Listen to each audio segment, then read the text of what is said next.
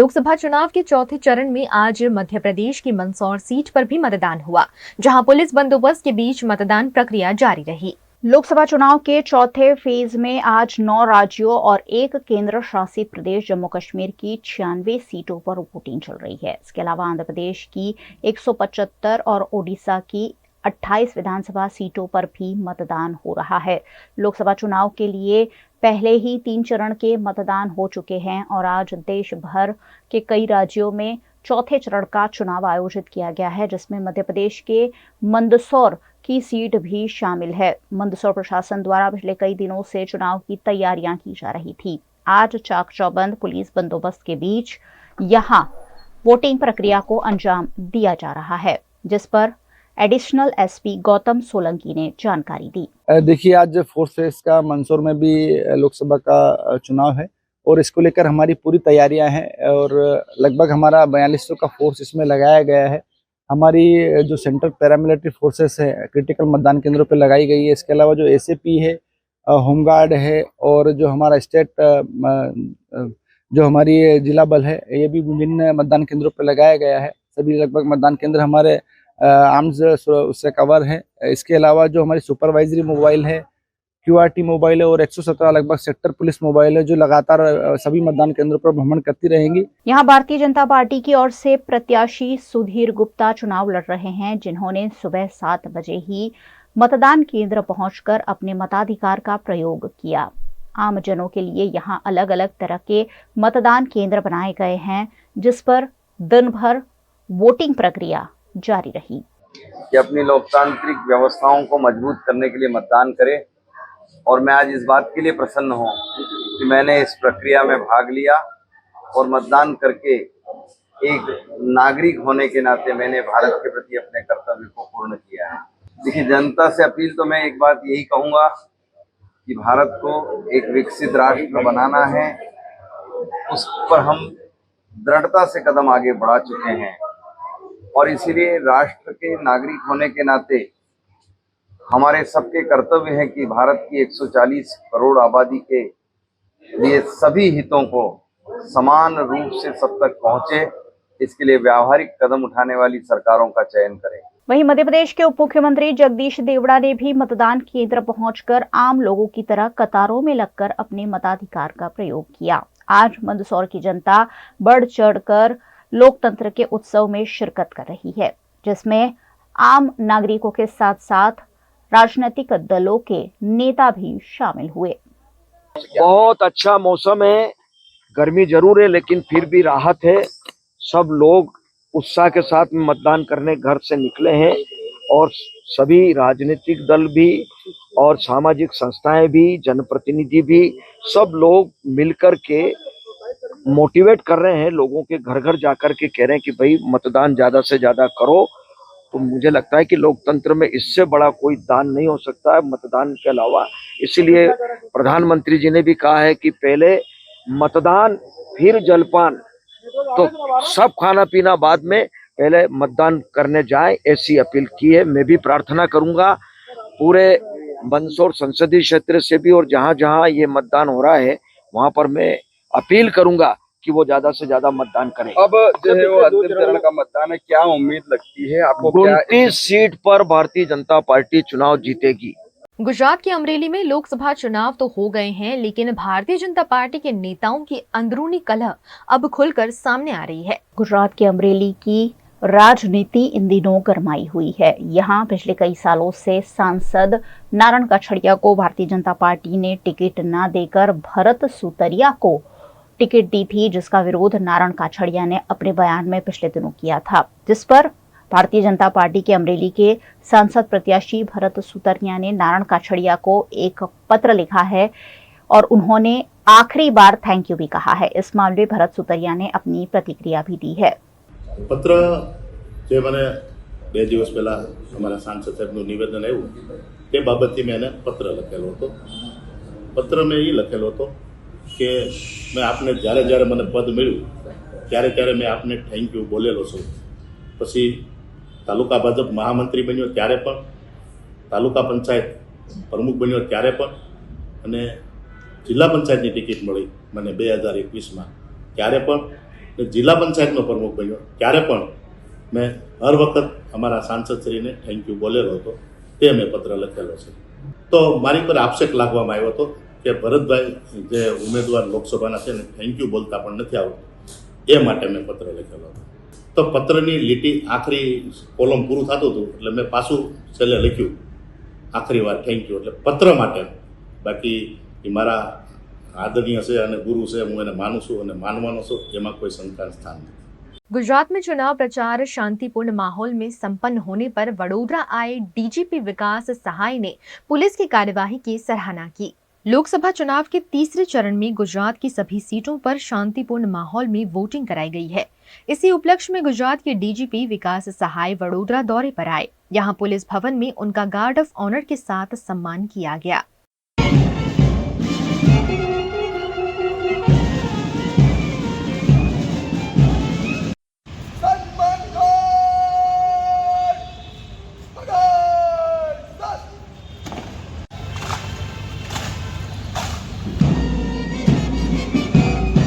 लोकसभा चुनाव के प्रचार प्रसार से लेकर मतदान तक गुजरात पुलिस की अलग अलग इकाइयों के अधिकारियों और कर्मचारियों ने फोकस होकर अपनी कार्यवाही को संपन्न किया है, जिस पर गुजरात पुलिस अधीक्षक के रूप में विकास सहाय ने संतोष, प्रसन्नता और गर्व व्यक्त किया है.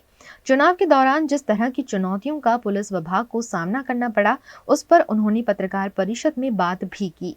इस मौके पर उनके साथ वडोदरा के पुलिस कमिश्नर नरसिंह कोमर समेत के आला अधिकारी भी उपस्थित रहे. गुजरात राज्य में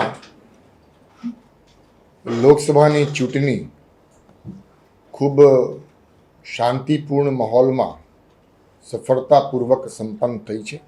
समग्र प्रचार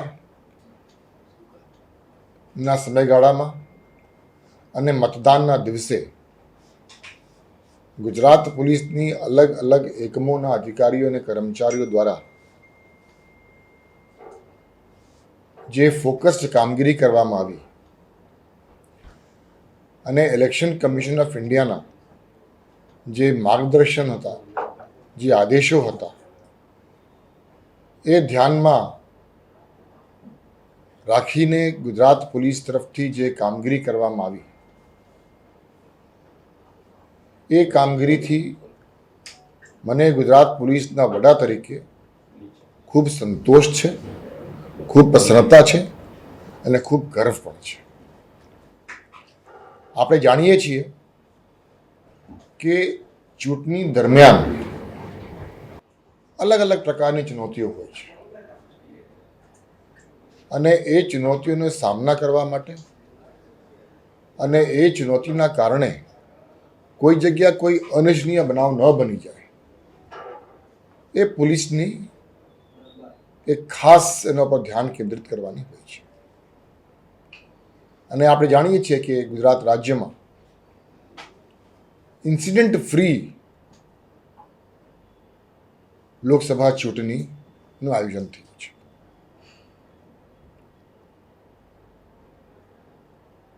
गुजरात पुलिसनी जे कामगीरी हती ए अलग अलग प्रकारनी हती.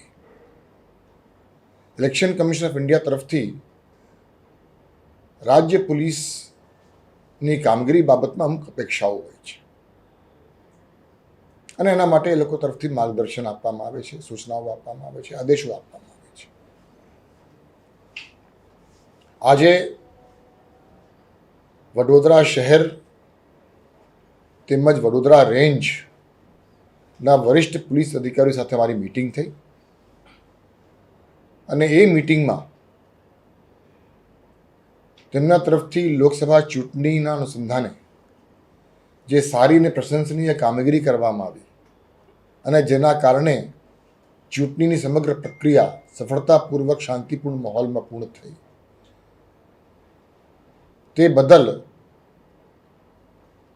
वडोदरा शहर पुलिस अने वडोदरा रेंजना तमाम अधिकारीओं ने मैं अभिनंदन आपी छे अने आभार पण व्यक्त करी छे. साथे साथे प्रचारना दिवसोमां अने मतदानना दिवसे तेमना जे अनुभवो छे ए अनुभवनुं, ए एक्सपीरियंसनुं, એક ફીડબેક પણ લેવામાં આવ્યું અને એક્સપિરિયન્સ શેરિંગ સેશન પણ રાખવામાં આવ્યું, જેમાં અલગ અલગ મુદ્દાઓ પર ચર્ચાઓ પણ થઈ.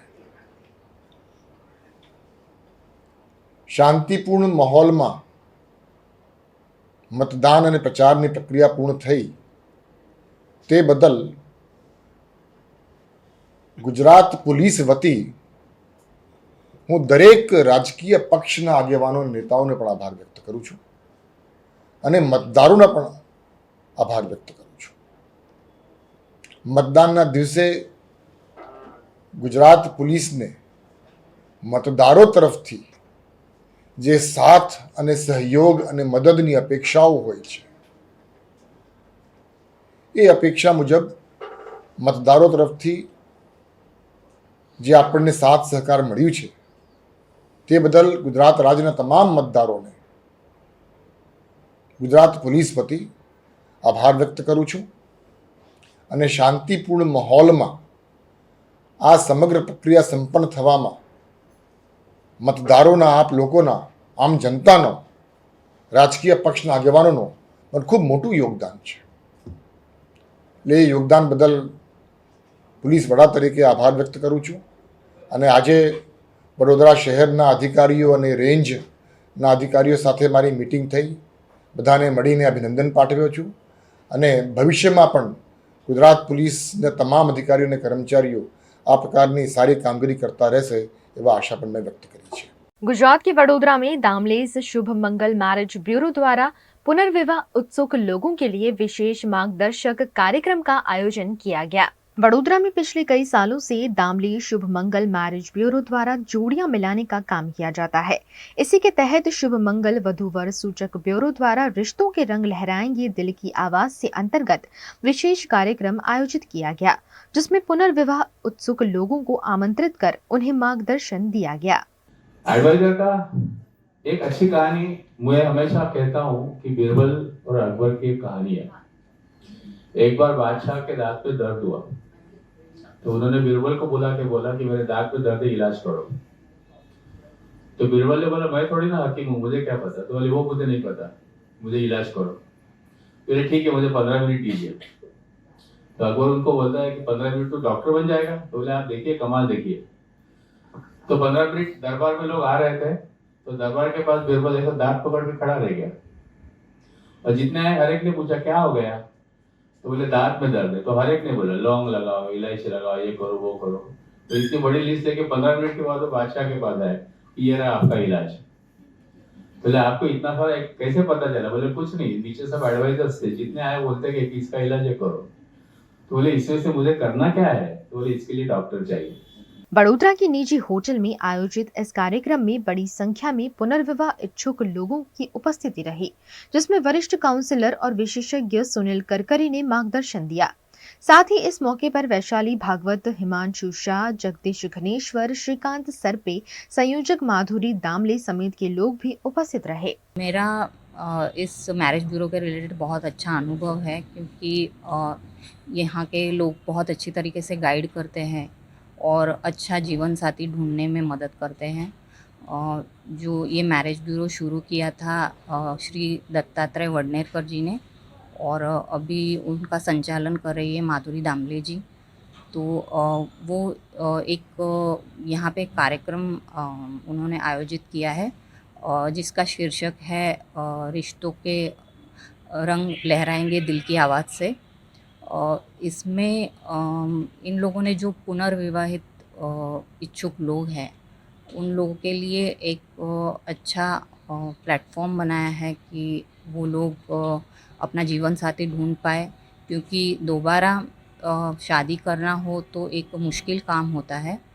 तो इसमें इन लोगों ने जो लोगों की विचारधारणाएं हैं कि पुनर्विवाह करने के लिए, तो उसमें भी बदलाव लाने की काफ़ी कोशिश की है और मेरा काफ़ी अच्छा अनुभव है यहाँ से. ये जो कार्यक्रम है शुभ मंगल ब्यूरो का, उसका जो टॉपिक है और उसका जो सिलेक्शन है वो ये समाज के लिए और अभी जो सांप्रत समय में जिसकी ज़रूरत है उसके हिसाब से बहुत ही ज़रूरी है. क्योंकि शादी के लिए ऐसा बोला जाता है कि वो स्वर्ग में डिसाइड होती है और धरती पे सेलिब्रेट होती है, लेकिन धरती पे अगर स्वर्ग लाना है तो शादी को हमें समझना पड़ेगा। शादी एक दो व्यक्तियों के बीच में जो अंडरस्टैंडिंग है उस पे डिपेंड करती है। अब वो अंडरस्टैंडिंग कहाँ से आती है, वो अपने डेवलपमेंट किस तरह से हुआ है, अपना एजुकेशनल बैकग्राउंड क्या है, अपना फैमिली के संस्कार क्या है, उस पर डिपेंड करता है। और जब शादी होती है तो सिर्फ दो जेंट्स या लेडीज़ की शादी नहीं होती है, दो परिवारों की शादी होती है। और समाज में जो अभी एक ट्रेंड चल रहा है, शायद उसको हम कह सकते हैं कि जो वेस्टर्न वर्ल्ड से जिसको हमने ज़्यादातर अपनाया हुआ है कि शादी जितनी होती है उतने डाइवोर्स भी बढ़ रहे हैं। अब ये जो डाइवोर्स बढ़ रहे हैं उसका क्या कारण हो सकता है? उसके दो प्रकार के कारण हो सकते हैं। एक जो है वो कंपलसरी है, मतलब कि लाइफ पार्टनर नहीं रहने से वो अकेले हो जाते हैं, तो उनको रीमैरिज का सोचना होता है। दूसरा जो होता है वो दो लोग अपने एक दूसरे के साथ अच्छे से नहीं रह पाते हैं और उनको लगता है कि पूरी ज़िंदगी एक दूसरे के साथ निकालना मुमकिन नहीं है, तब डाइवोर्स होता है। तो जब रीमैरिज की बात आती है तो हर एक को लगता है कि रीमैरिज करना चाहिए या नहीं करना चाहिए। तो मेरा ये मानना है कि जैसे पहली बार शादी करनी है वो डिफ़िकल्ट है, तो मुझे लगता है कि उससे ज़्यादा दूसरी बार शादी करनी है वो और भी डिफ़िकल्ट है। क्योंकि आपके पास एक एक्सपीरियंस है, आपके पास पूर्वाग्रह है, आपके पास जो अनुभव है, उसकी वजह से आप बहुत एक चौकन्ना हो जाते हैं कि मुझे दूसरी शादी करना है, नहीं करना है। और ऐसी सिचुएशन में अपने लिए सूटेबल पात्र ढूंढना बहुत ही मुश्किल है, क्योंकि बहुत सारे सराउंडिंग में जो हमारे समाज वाले हैं वो लोग यही मानते हैं कि जब डाइवोर्स होता है तब उसी पात्र की गलती है। हकीकत में ये एक पर्सनल रिलेशनशिप का रिजल्ट है। समस्या कौन है वो किसी को नहीं पता होती है, बाहर के समाज को तो पता होती ही नहीं है। तो ऐसे संजोगों में कौन मदद करेगा? तो मेरे हिसाब से शुभ मंगल मैरिज ब्यूरो ने एक बहुत ही अच्छा स्तुत्य प्रयास किया है, जिससे इन लोगों को एक प्लेटफॉर्म मिले जहां एक दूसरे के साथ बातचीत करके, एक दूसरे के साथ समझ के ये शादी रचे।